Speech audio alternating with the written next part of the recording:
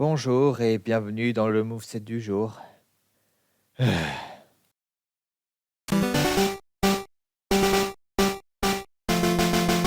J'adore l'univers de Pokémon. Sincèrement, c'est une de mes licences préférées. Mais plus le temps passe et moins j'arrive à réconcilier mon amour pour la série avec tout ce qu'il y a autour.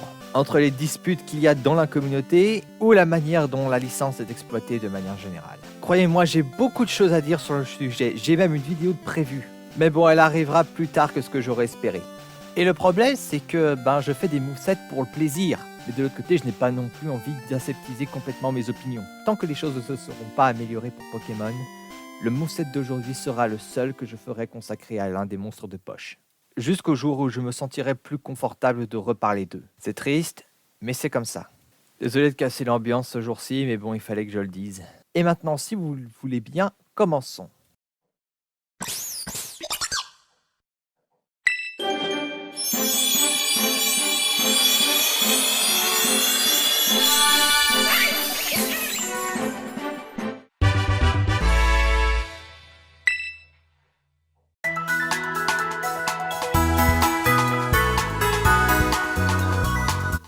Tag, le Pokémon singe venin.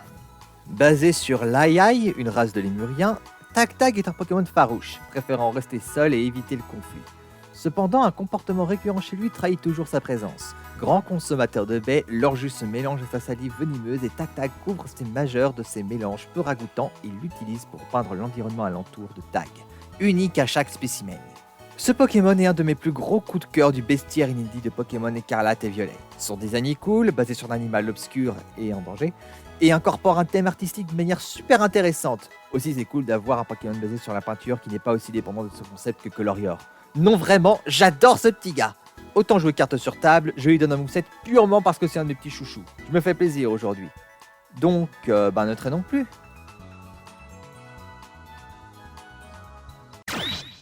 Donc, et si Tag se retrouvait malgré lui sur le champ de bataille de Super Smash Bros? Qu'est-ce que ça donnerait? Niveau apparence, on peut directement reprendre son design de base sans souci. En termes de taille, il serait plus ou moins égal à Pikachu. Pour ses costumes, son design est si unique que j'admets que j'étais un peu bloqué au début. Puis c'est en voyant son shiny que j'ai trouvé une solution. Chez lui, ce sera surtout le haut de son corps qui changera de couleur. Son tronc, ses avant-bras, sa tête, ses cheveux, tout son visage, ainsi que le mélange de couleurs qui orne ses doigts. Et justement, sa première couleur est basée sur sa forme shiny. A partir de maintenant, même si les skins qui suivent sont improvisés, j'ai essayé de me baser sur différents Pokémon singes. Le costume numéro 3 a surtout des tons verts en référence aux Pokémon primates de type plante. La quatrième couleur évoque celle des Pokémon singes de type feu. Le costume suivant évoque des couleurs un peu plus aquatiques. La couleur suivante évoque plus celle de Capumain, ainsi que de son évolution Capidextre. Le 7ème skin évoque les couleurs de la famille évolutive de Monaflémite. Quant aux dernières skins, ces couleurs sont inspirées par la famille évolutive de Colossinge, y compris le récent ajout de Pokémon Écarlate et Violet, Kourousinge. Et pour arriver sur le terrain, comme tous les autres Pokémon, il sort d'une Pokéball. Ça c'est pour l'image publique de l'artiste, mais maintenant, comment est-ce qu'il opère? Pour ça, voyons un peu ses stats du RPG dont il est issu. Ses deux meilleurs stats sont sa vitesse et son attaque physique. L'attaque spéciale est techniquement correcte, la défense spéciale, ça commence à devenir limite. Quant à ses PV et sa défense physique, là c'est mauvais.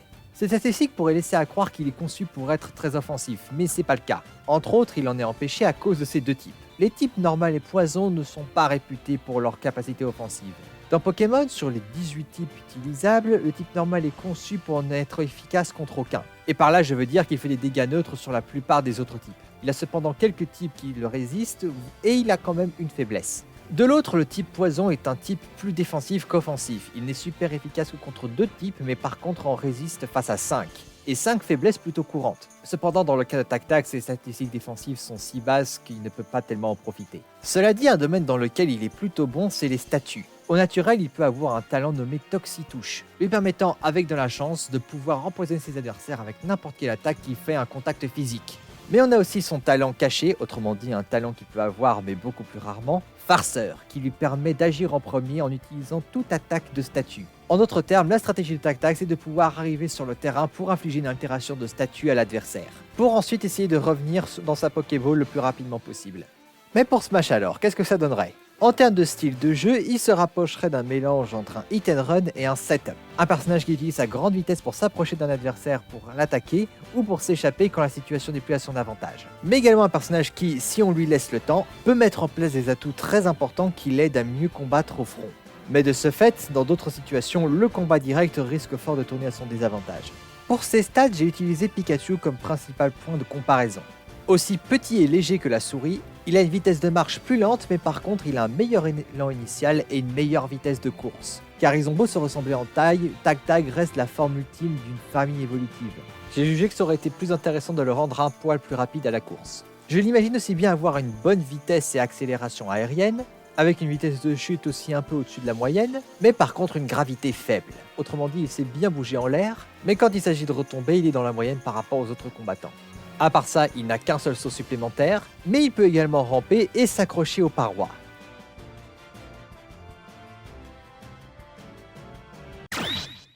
Mais assez avec ce que les gens chiants appelleraient des singeries, ou plutôt lémureries.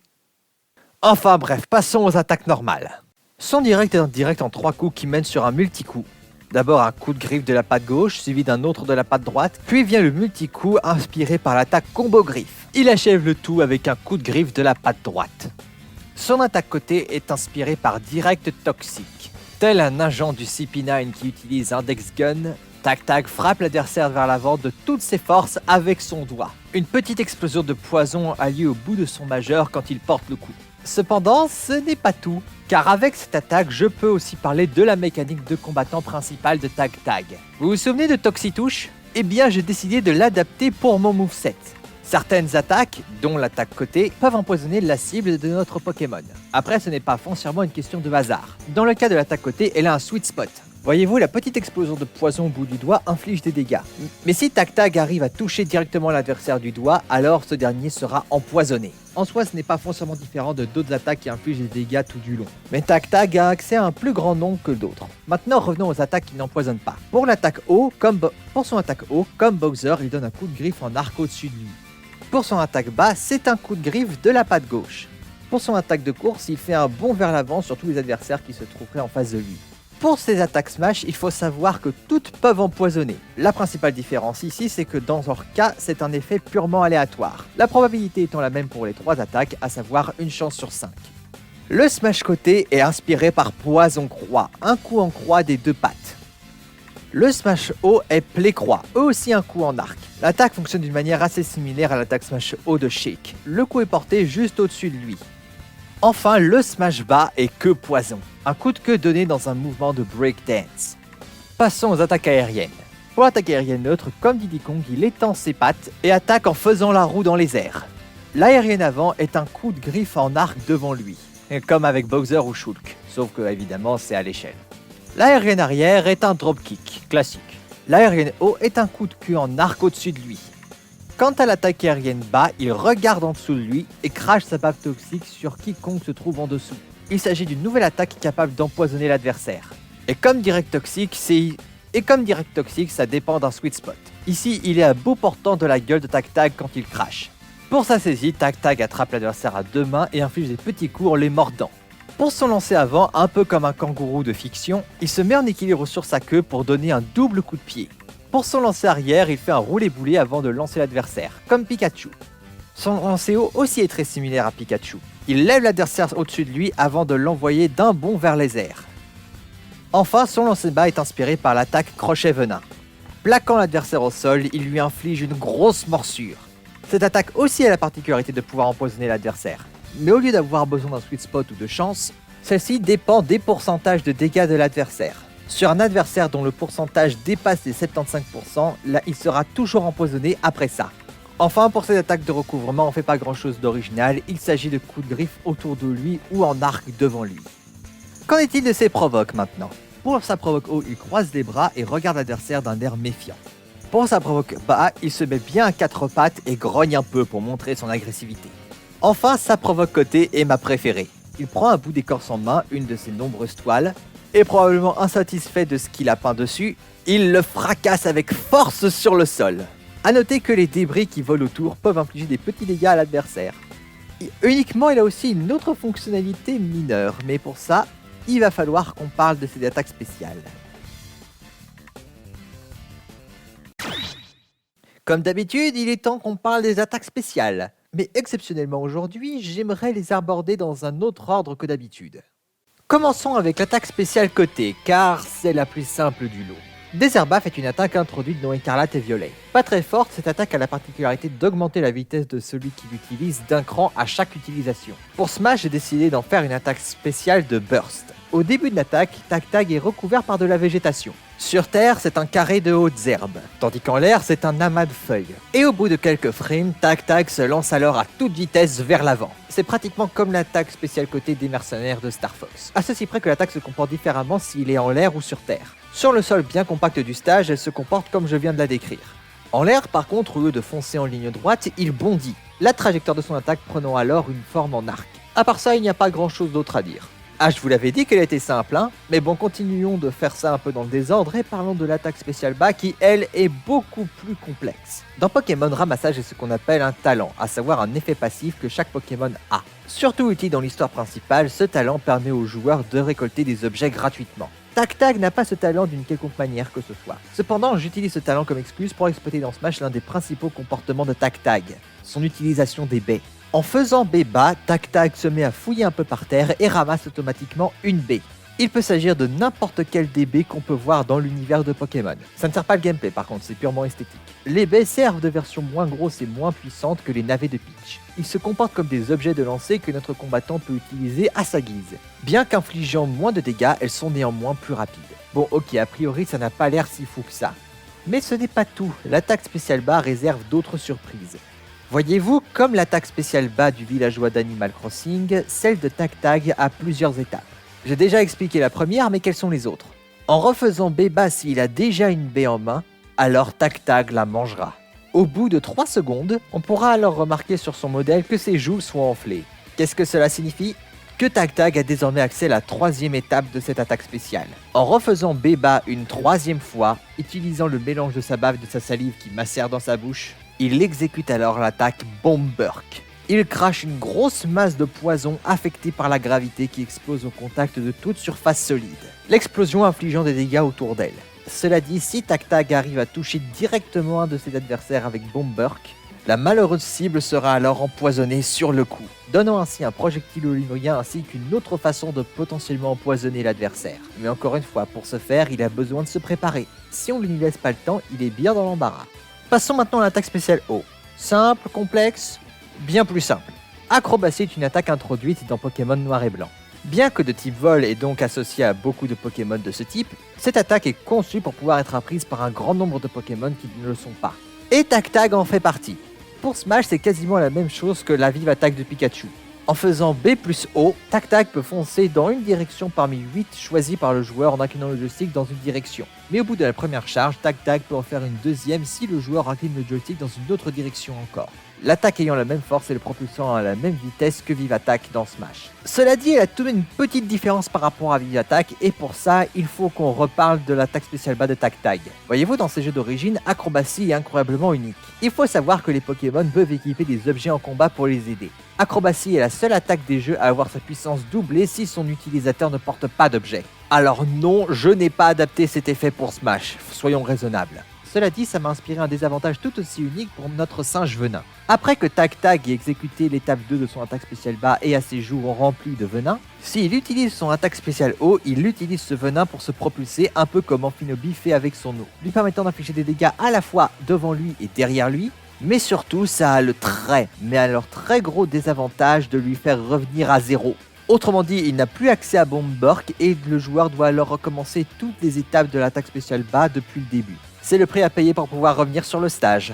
Parlons enfin de l'attaque spéciale neutre. Dernière mais pas des moindres, car rien de mieux pour une attaque spéciale neutre pour Tag que son attaque signature. Pour ceux qui ne savent pas, dans Pokémon, les attaques signatures désignent des attaques qui ne peuvent être apprises que par une seule espèce. Et celle de Tag est particulièrement unique.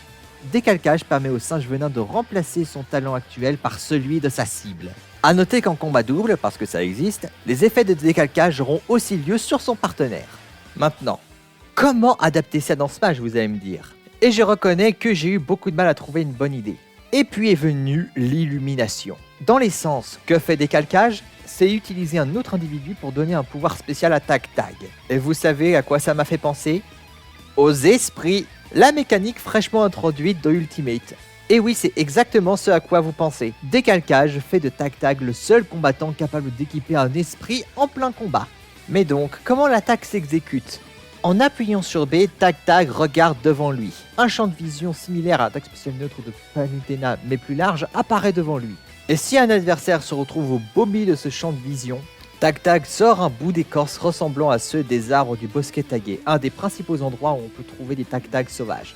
Il gribouille alors dessus le portrait du combattant le plus proche. Une fois qu'il a fini, il plante ce bout d'écorce dans le sol du stage et il peut reprendre le combat comme si de rien n'était, symbolisant qu'il s'est ainsi équipé un esprit. Comme la mécanique de gameplay de Ultimate, l'effet est différent selon le personnage de l'esprit. Je n'ai malheureusement pas pu prendre le temps de mettre sur papier tous les effets que les esprits des combattants pouvaient avoir, mais voici quelques exemples en tout genre. L'esprit de Mario donnerait un boost général assez équilibré entre les stades d'attaque, de défense et de vitesse, et n'afficherait pas grand chose. Pareil pour Little Mac, sauf que les statistiques auraient différentes valeurs, dans l'ordre croissant, attaque, défense, vitesse. De plus, ses attaques smash auraient droit à une super armure. Avec Kirby, l'augmentation des statistiques serait plutôt faible, mais elle donnerait un saut supplémentaire à Tag Tag en l'air. L'esprit de Limar donnerait plus de force aux objets lancés comme ses baies. Celui de Donkey Kong donnerait plus de force à sa saisie et ses lancers. Celui de Felinferno augmenterait son attaque à un haut niveau. Voire au-delà d'un certain pourcentage de dégâts, il aurait encore plus de force. Tant de possibilités pour tant de combattants. Mais je pense que je devrais repenser à mettre sur papier tous les effets qu'il devrait avoir. Il y a cependant encore quelques détails à savoir, principalement concernant le bout d'écorce. En faisant un provoque côté avec un bout d'écorce présent sur le stage, Tag Tag l'utilisera lors de sa provoque, parce que ça a la même utilité que Kirby qui utilise ses provoques pour abandonner son pouvoir de copie. Tag Tag peut ainsi retirer lui-même l'esprit qu'il a décidé d'équiper, pour pouvoir réutiliser décalcage avec un autre. Mais s'il le souhaite, il peut changer d'esprit d'une autre manière, à savoir en se mettant à côté de son bout d'écorce et en réappuyant sur B. Vous allez me dire, mais s'il n'y a pas d'adversaire proche, c'est pas malin. Ça force à attendre que les adversaires se rapprochent de son bout d'écorce. Eh bien non, car figurez-vous que comme Steve avec son établi, en appuyant sur le bouton B plus le bouton des boucliers, Tag Tag peut bouger la position de son écorce. Il faut cependant faire attention, car comme l'établi, le bout d'écorce est vulnérable aux attaques. S'il se prend trop de coups, il se brise et Tag Tag perd l'effet de l'esprit. Et il doit attendre environ 5 secondes avant de pouvoir réutiliser décalcage. Alors prenez bien soin de votre bout de bois, car sans toile, un artiste ne peut pas s'exprimer. Et c'est ainsi qu'on en a fini avec les attaques spéciales de Tag Tag.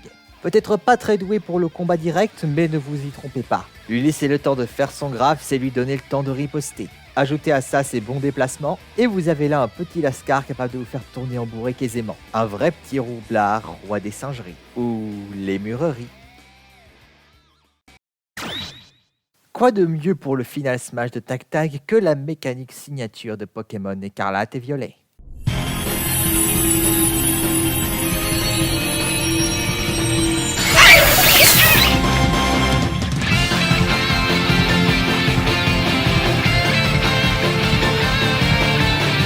Après des formes de Super Saiyan, des techniques ultimes et un mode Kaiju, Pokémon introduit la terracristallisation.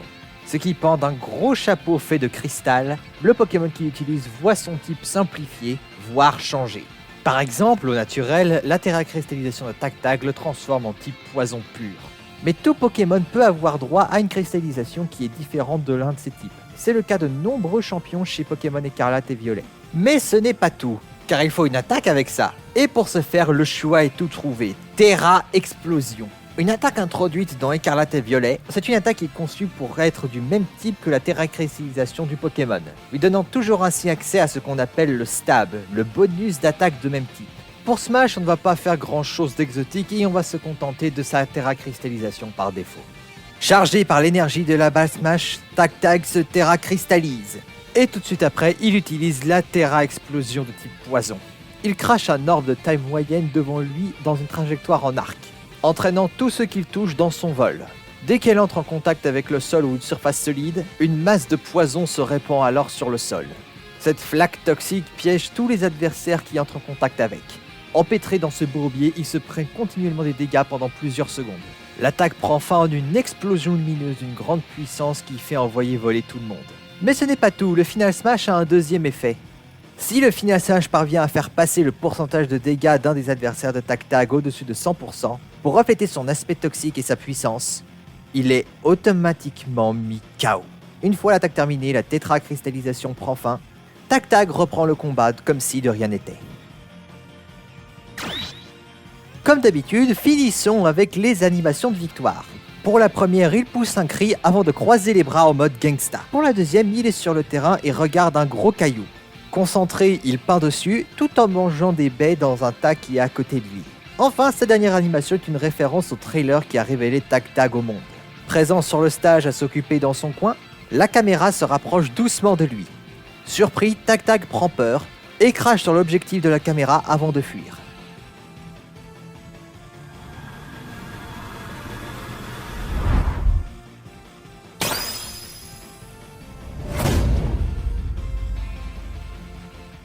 Et voilà ce que ça pourrait donner si Tag était jouable dans Super Smash Bros. Quel adorable petit gremlin il est. Dommage que face à toute la concurrence de Pokémon à laquelle il doit faire face, et le rythme beaucoup trop soutenu de la Pokémon Company qui pousse à une génération tous les 3 ans au détriment de la qualité des jeux et du bien-être des développeurs, je crains malheureusement que Tag ne sera jamais jouable. Mais bon, vous me connaissez, ça ne m'empêche pas de rêver. Sur ce, merci à tous d'avoir regardé cette vidéo. Si elle vous a plu, n'hésitez pas à mettre un like, un commentaire gentil ou une critique constructive à faire, n'hésitez pas, la section commentaires est ouverte. Si mon futur contenu vous intéresse, n'hésitez pas à vous abonner à ma chaîne. Et si mes travaux, outre que mes vidéos vous intéressent, vous pouvez vous abonner à mes comptes DeviantArt, Twitter et Instagram qui sont affichés à l'écran. Quant à moi, je vous dis rendez-vous pour le 11 juin 2023, pour les 4 ans de Super Smash Bros Delirium, et pour Super Smash Bros Delirium, épisode 10. À bientôt!